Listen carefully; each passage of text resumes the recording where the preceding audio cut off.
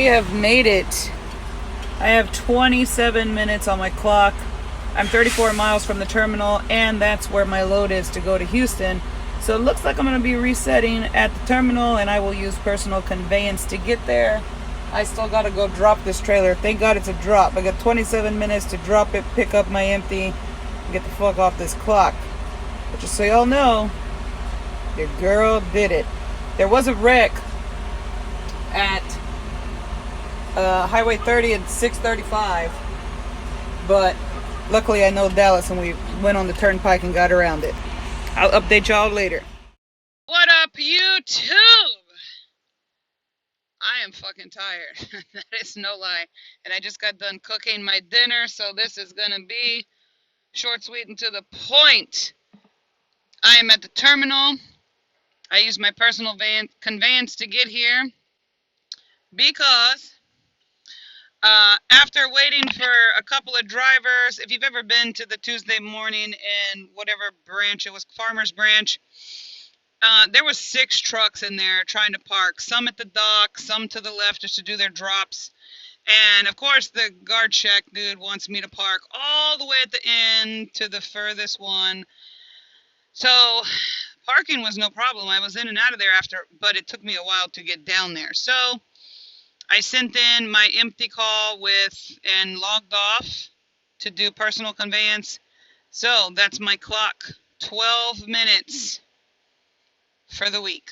Like the fucking line is empty. So this is how I'm glad that it worked out this way, because I know a lot of people question, how I drive. Oh, you're not doing that. Oh, I've been sitting here, and I've heard it all. But here's an example of what my weeks look like. So today, I obviously didn't need to drive 500 miles. We were just trying to get to Houston. And so let's go back to the beginning. So this is the 9th. These are the miles that I drove in those days. Now remember, I forget which day it was. I did half and half. Well, on the 10th, I only drove those 7 hours because I needed to get back on my 5 a.m. schedule. So that's where that day is 300. I only drove. And like on the 11th, you can see it only took me 8 hours and 45 minutes to drive 530 miles. And I knew I was going to be there early no matter what I did, so it just wasn't that big of a deal. And the 123 on the 14th, that's when I was waiting for this. I was in limbo, and I winded up having to spend the night there because I couldn't pick up this load until the 15th at 10 o'clock in the morning. So didn't get 500 hours on that day, but that's not a big deal. And that's the hours. So now there is a load that this one guy keeps asking about. It's a load that I had at the beginning of this pay period. It's going to show up as $150. I don't know how they're going to word it on the check, but because I did my reset under that load, maybe that's the part that he's missing. I don't fucking know, but the critic is his name. So I'm going to talk to you directly. What you're not understanding is when I was resetting, I was under a load that still needed to be dropped. The drop was only 7 miles away, so I didn't feel that that was necessary to talk about because it was right in the same area where I was picking up the other loads, and then I had to, a whole bunch of shit went on that week. So maybe that's why it didn't make sense to you. And what'll happen is those miles go on this check as well, but I also get 100 and actually it was only supposed to be like 100. I don't know what they gave me the other 54, but it's layover pay. Basically, I was under a high value load for a certain amount of time. And so that does go on this check. And yeah, so I think that's where the confusion is with that. And I'm not obligated to say, I do try to share as much as possible, but I kind of felt like you were nitpicking. So and I did fall asleep. So, to answer that question, I did fall asleep. I try to be asleep because I usually wake up, depending on how far I have to go. If I have to go really far, I'm usually starting to drive by 5, which means I wake up around 3:30 or 4. I like to have a good hour before I start rolling because I drive such long distances. Um, and I still make fun of that person that said 28 minutes. I don't know where he got that from. And he's like, if you can't get ready in 28 minutes, then this is not for you. Well, you do this and you check back with me. Okay? And just like I'm showing you the proof of what the fuck I do in this truck, you come at me with some receipts, and then I'll think about considering you as a decent human being. But when you come at me with hate, I'm just going to pray for you. And, you probably don't even drive trucks. Who knows? I mean, most of the people that I have found that talk shit don't know a fucking thing about what I'm doing, the industry. They just, watch a couple of YouTube videos and then, they're super truckers. So, yeah. Let me know how that works out for you. But I was happy to document this journey. I'm glad that some of the incidences came up that did. It's just really weird timing. I definitely knew I was going to be resetting in Kentucky. Now, obviously, I already had my time in to be home by the 19th. I'm actually going to be home on Friday now, on the 18th. Yep. But I was already going to be coming home, but I hadn't had my load yet. I didn't have to call and tell people. Whenever you get one of those funky calls, somebody's passed away, or, you got some, like my son, I haven't told y'all about it, but he was in a really bad football injury 3 weeks ago, and he's been in and out of the hospital with a severe fucking concussion, the worst I've seen him go through. He just started going back to school Monday, and they have him on concussion protocol, and he's only doing like half days. Today was PSATs. They said, nope, your brain can't handle it. He's still got a lot of inflammation. So when you get those kind of calls, if it's going to affect you in any way, like I was severely worried about my mom.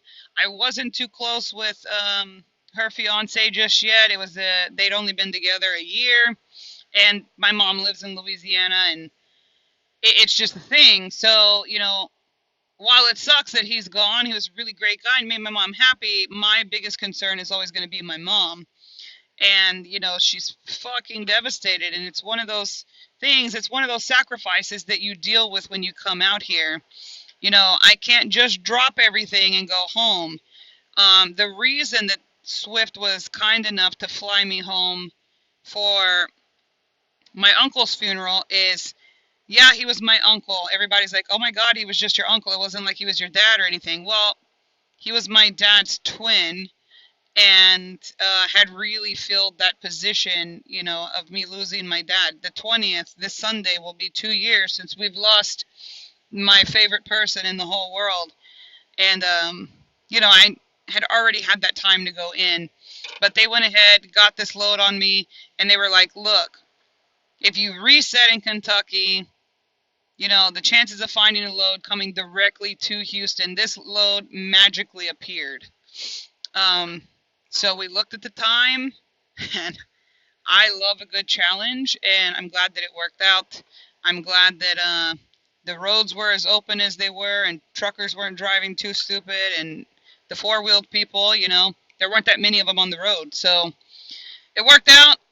I've enjoyed sharing this journey with y'all.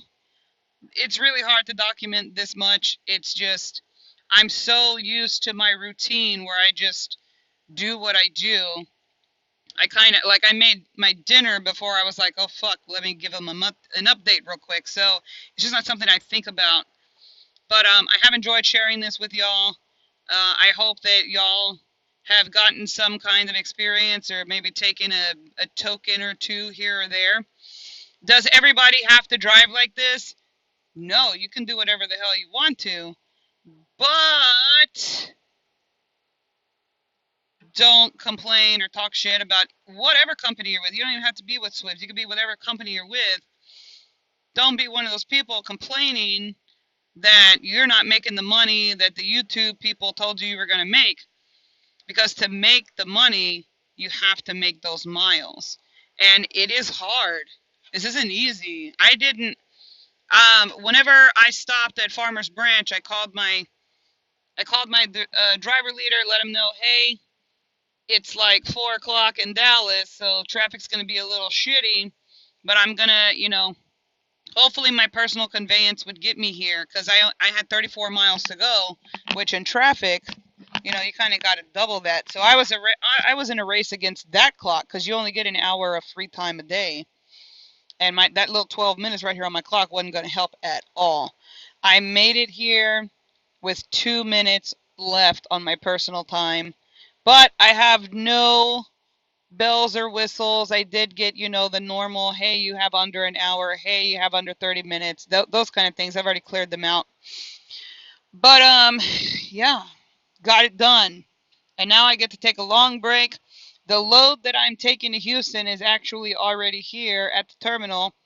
Now, moving forward, my reset is over at 1 a.m. Friday morning.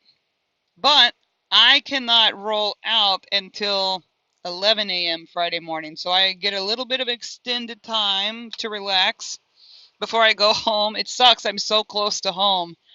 I used to actually keep my car here at this terminal, but I'm based out of Houston now, and that's where I live. It makes sense. But this load is going to one of the TJ Maxxes. I'm just dropping it in Houston, but it has a strict window, and the earliest I can deliver it is 4 p.m. to 6 p.m. So,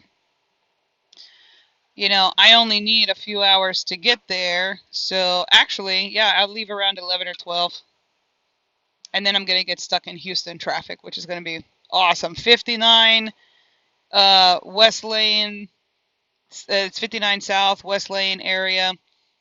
That part of Houston is fucking full of traffic on a Tuesday at fucking 4 o'clock in the morning. So, but it will be easier for me just to drive the truck home as opposed to cutting all the way across Houston. I live on 59. I just live 59 North. So, my 34-hour reset, like I said, it ends at 1 o'clock in the morning, but I can't roll out of here until 11. So it's just going to be me in my truck, do a deep cleanse, go get my truck washed, bring it home nice and clean, and take my little break. And I'll check back in with y'all when I get rolling. But again, I have thoroughly enjoyed this. I've tried to document everything I possibly fucking could. I think I did a pretty decent job of that, and today was exciting. I like driving like this. Now, don't get me wrong. You don't want to drive like this on the edge of your seat staring at your clock every day because it is exhausting. But it's fucking fun. I like it a lot. So, glad I could share it with y'all. I love you all. Love, support, hate, all the same. And y'all are really, really awesome. Really, truly awesome. And I appreciate you. So, I'm going to go eat and relax my body. I've definitely put it through the ringer. So my total for this 7-day trip, it was a 7-day trip, 10 states in 7 days. It's good stuff. Good stuff. So, peace out.